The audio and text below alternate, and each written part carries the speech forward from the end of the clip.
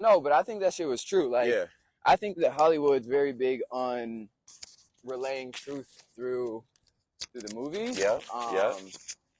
So and then how pressed he was about not telling the government as well. Yeah. He's Literally. like, don't tell Yeah. anybody. Yeah. Like, And I think, go ahead. you know, the fact they knew that was real, they're like, look, we can't say shit. Like, they're like, what would y'all do with vibranium? You know what I mean? Literally. But yeah, man, we out here working out. This is my good friend, man. We always come out here. I literally met him in this park, very like-minded. Since the day we linked up, man, we started talking about shit, crypto, health, fitness. And that's why I'm so big on working out, because you literally connect with like-minded people. It's like if other people work out, like you meet people in the gym, a lot of people are like, oh, I can't find like-minded people. It's like, go to the gym, work out, and you're going to find like-minded people, because fitness is a first step of self-development and just being about your shit, you know? So go ahead and introduce yourself, man. Just kind of give us a little insight, you know? I mean, Joe, you're right. It's the whole mind, body, spirit, the connection, you know what I mean? Get our mind right, our energy right, our chakras open. What's up? My name is David. Just an appreciator of positive energy, transformation, technology, fitness, just meeting good, like-minded people like Joe, who's also, you know, we always talk about just technology and what does it mean for conscious individuals, you know what I mean? How, you know, like, what does this new world look like for us? And I think it starts, you know, protecting our temple, you know what I mean? So. Ooh, that's deep. Yeah. Because a lot of people, especially in the conscious community, are just people that, not even necessarily conscious, but they're just like afraid of technology as well. And my whole standpoint of that is like, or like, you know, the metaverse and how our soul can get trapped in the metaverse, and, you know, people kind of like losing themselves. And it's like, yeah, the people that are unconscious are going to lose themselves, but the people that are conscious, we can use this to our greater benefit, you know, especially with us as our community being behind. This is our way to level the playing field, and that's why we need to get in it and build out now versus waiting until all these big tech corporations are building things, and then all we have are their platforms like right now. You know, where they can censor shit. I mean, think about this. Who needs 40 acres and a mule when you can own your own nation, land, digital? There's no, it's infinite. You know what I mean? Where it's like Wakanda. Exactly. You know what I mean? We can put it on Wakanda, like literally. No, I think that's what we're moving towards. You know, I think that shows so much in terms of like the technology that they're using and things like that. I mean, we're gonna get there. I wonder where the vibranium is. I think Wakanda's real somewhere. You know, like literally. Trust me, there's an energy source out there. That's why, that's how space travel is gonna start. It's starting right now for mining rare metals and stuff like that. But I think, I mean, you know, shit, you go into Congo right now, all them wars and all those rare metals on our phones right now. Like, that's the thing. It's like, there's some shit out there they don't want us to know. 100%. You know what I mean? There's a lot. Trust me, there's a lot. There's a lot, you know, but that's why they hide our history from us. You know what I'm saying? That's why they hide our history from us, and they'll never tell us who we are, and that's why we got to do our own research. And then also follow the right people that are doing their research, because, you know, we're all busy and we all got responsibilities and lives and things like that, so it can be hard to really dig into our history and research. But you know, following the right people on social media, shout out to social media, using it as a tool, you know, you can get that information from people that have already done their research. You know? One thing I would say about social media, that because there's so much information at hand, I think sometimes it's more important than information is logic, right? Is that because the thing is, sometimes you can create a loud chorus and they can feed the wrong truth, you know what I mean? Or make you want to believe one truth, kind of like Kyrie's situation, where you might have one belief and they make it ostracize you, and bastardize you, and make you feel like you're crazy, when there's like ample proof in the actual Bible of the stuff he's talking about, not to jump around. And so, like, I think that sometimes we can become a victim. Yeah, that's crazy. Damn, like, there's levels to this shit. Yeah, we gotta. Shit, I'm gonna do a somersault, you in a handstand. You know what I'm saying? It's like, what? What? I mean, when I was watching, not to get off subject, but when I was watching Wakanda, I'm like, man, one, I need to get to really training. Real talk. Because they was cold. Two, I was saying, I'm like, I'm waiting any day now for them to pick. Because when I was watching, I resonated with it so much. And I felt so empowered seeing black people and our people in such power, you know, and having and we don't usually get to see that, you know what I'm saying? Especially growing up as kids, and growing up in the States Yeah. in general, like we don't really get to see ourselves in a powerful state. Yeah. All we know about, they teach us his story, right? Yep. Yep. Facts. So it's like I felt very empowered watching that movie. I'm like, man, I gotta take my excellence even more excellent. It really Literally. inspired me because they were so fucking smart. She was on the fucking screen. But it's not just like they were technologically advances, is they were in tune with nature, technology, and balance. That's what I loved about it. It wasn't like, because the problem I have sometimes with technology, we have this either or thing where we can lose touch with the source. We get in our phone, we glued in. But the way how, like, notice how they don't have you remember one part where she's like, that student has an iPhone? Yeah. So played out. Meaning the fact that people are looking at the phone, they have Komoyo beads. Right. You know what I'm saying? Yeah, You know what I'm saying? For them, they're in this immersive reality where they're in it, but they can still check vitals, be on the phone, not looking at a screen, and they're using holograms.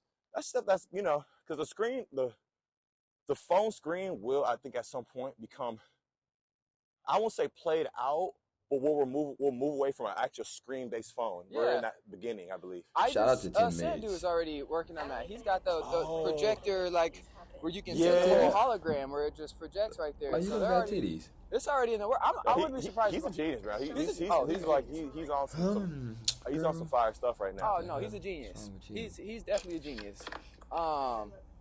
He's definitely next Elon. Oh yeah, literally. That's why I definitely got a back, bro. Did you look him up? Idris Sandu, right? Yeah, his spatial labs. Yeah, spatial labs. Yeah, they going crazy with that wearable tech. Got with the sweater, and one of my guys got his Crocs. Yeah. I know. I was supposed to order them. And what's smart about that is like it's made of like renewable sources and stuff like that. 10 minutes, machine. What do you call when you can print? I'm up. Your 3D printing. There you go. 3D printing. It's on a box like you're made in 10 minutes. Secured on the blockchain in a minute. Yeah. And his whole thing is to not to mass manufacture. Like the value goes up as you hold it. Oh yeah. The longer you hold the piece, so if you get a piece right now and you hold it for 10 years, that becomes more valuable than just going and buying the new sweater. Yeah. You know what I'm saying?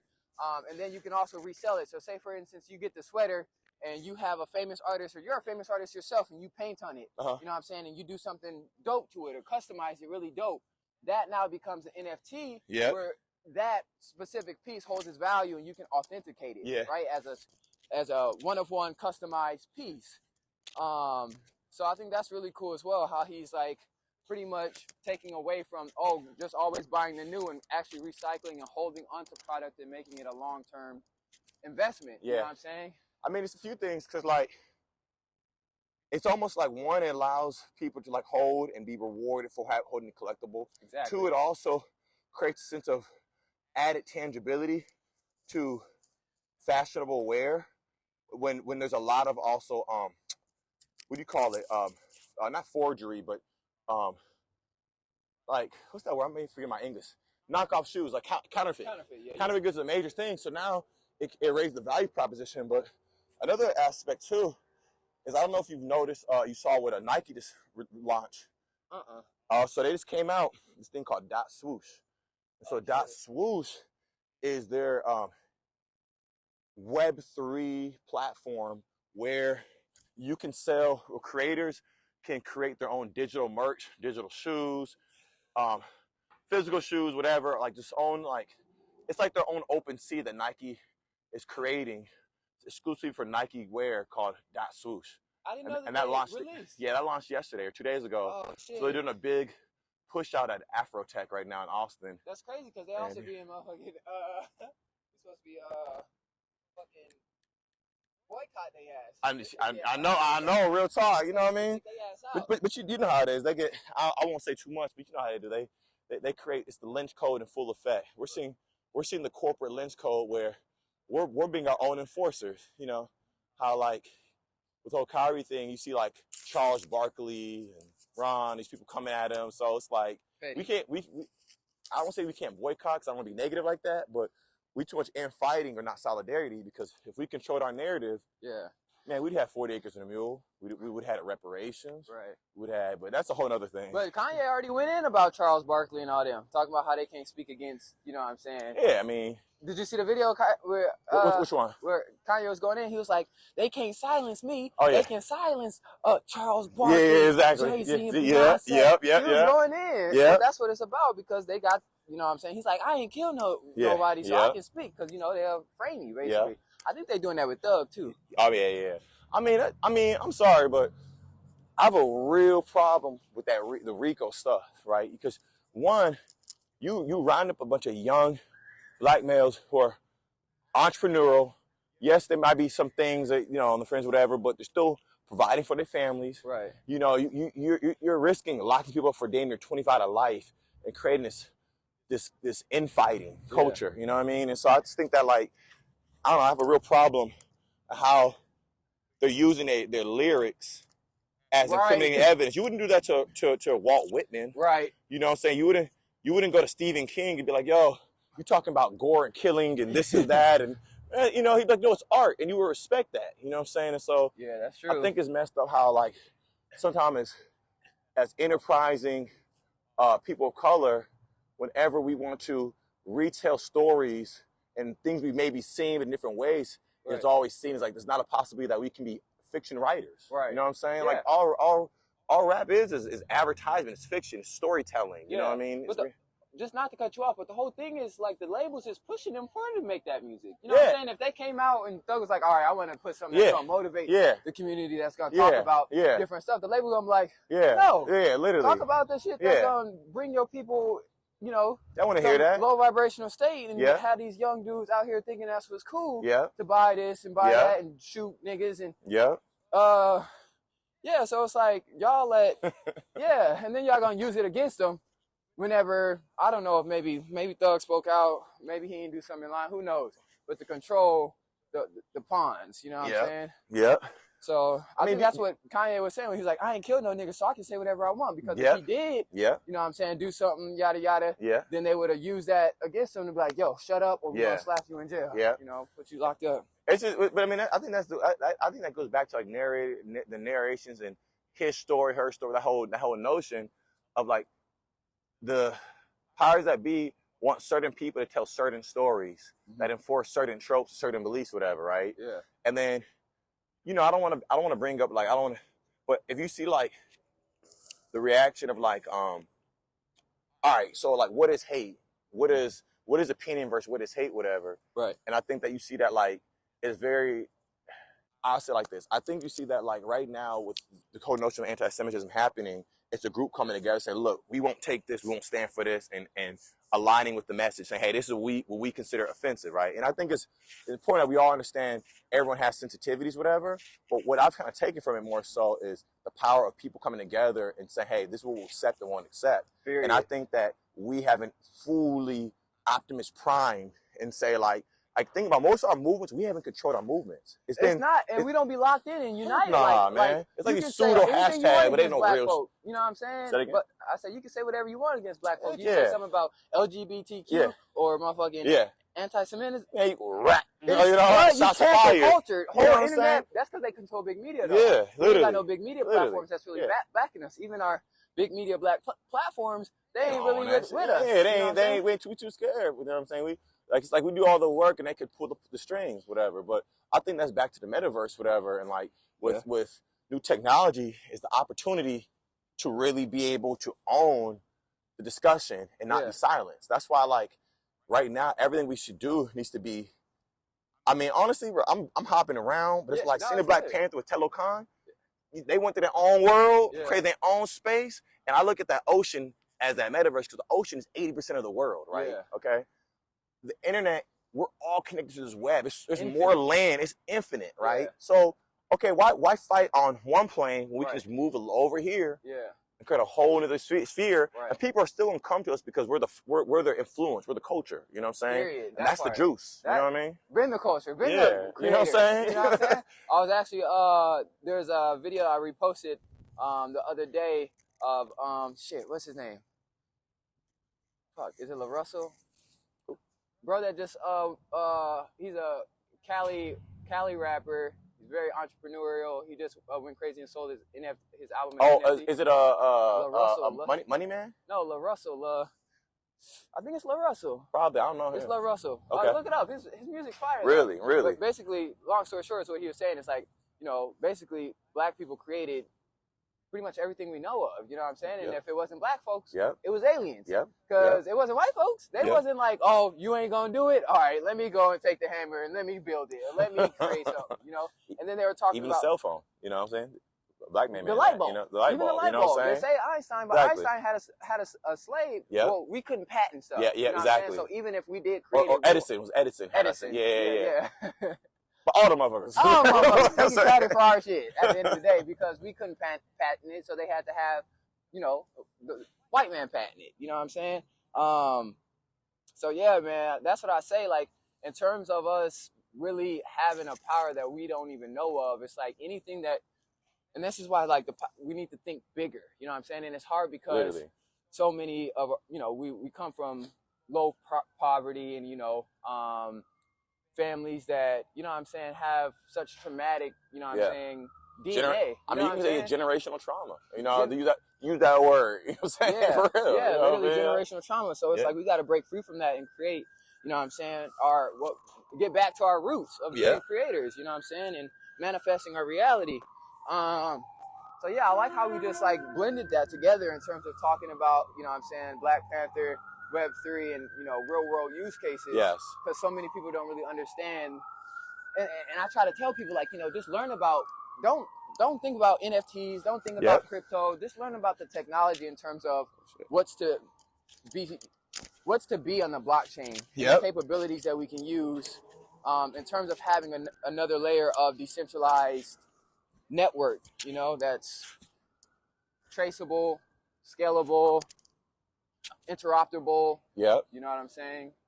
We get ownership back, of everything, not just of, NFTs, but our ideas, our media, our thoughts, our music, you know what I'm saying? So many of us have been not able to get into a big platform when it comes to making it in music because there's been gatekeeping. You know what I'm saying? So now with the swiftness, you know what I mean? Yeah. Gatekeeping and you're saying gate closing too. That part. You know what I'm saying? Yeah. You see how quickly even the biggest say something, they'll close that gate. So like if the biggest can get canceled or silenced or haloed, however, you start thinking like, damn, that happened at the top. It definitely can happen somewhere on the come up. So we might as well just, like you said, start moving over, start changing. Instead of buy my mixtape, buy my NFT. Get my NFT out, send you the mixtape. You know what I mean? Yeah. So it's like, I think you said it best is.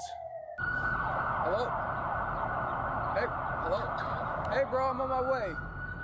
Shit, I got a haircut. I forgot that. I feel that. That's crucial, bro. You know what I'm saying? Hold on, let's close it out real quick. Again. That was good, though. This was fun, bro. We need to, like, for real, this more often, like, literally.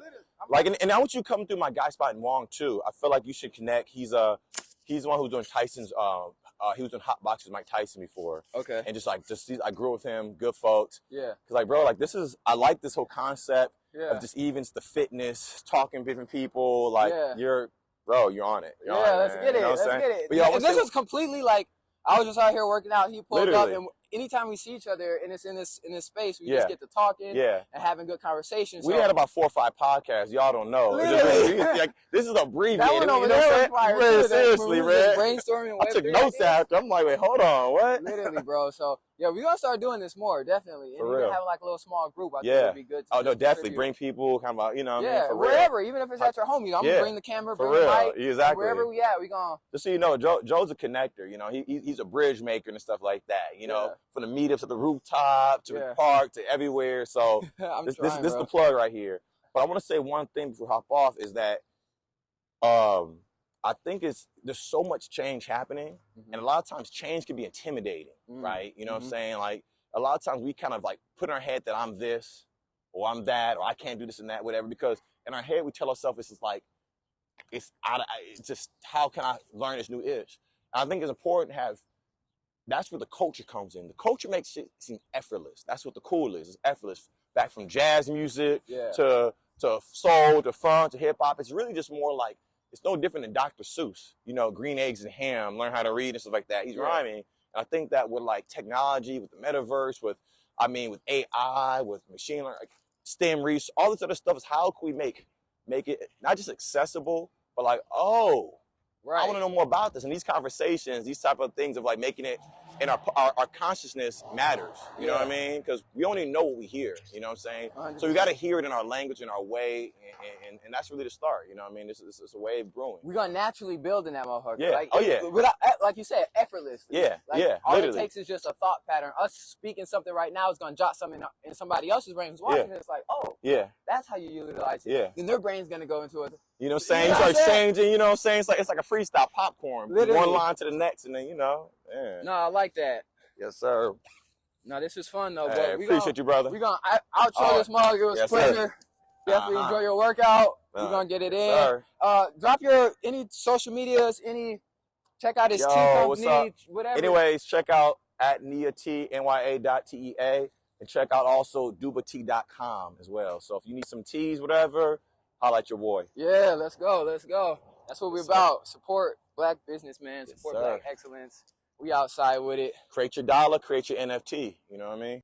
Big facts. I know you need to roll out NFT for your tea. Yeah, for your tea subscription. You know? NFT.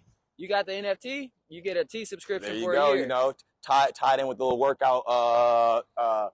And then you get No Stagnation Academy. There you go. Exactly. No Stagnation Academy access with the tea because we about health, wealth, and you know what I'm saying, that holistic ish. Yep. Gated entry. You know. Yeah. All right, bro. I'm gonna head out. All day, brother. Tossing this mug out. Yes, sir. Let's go.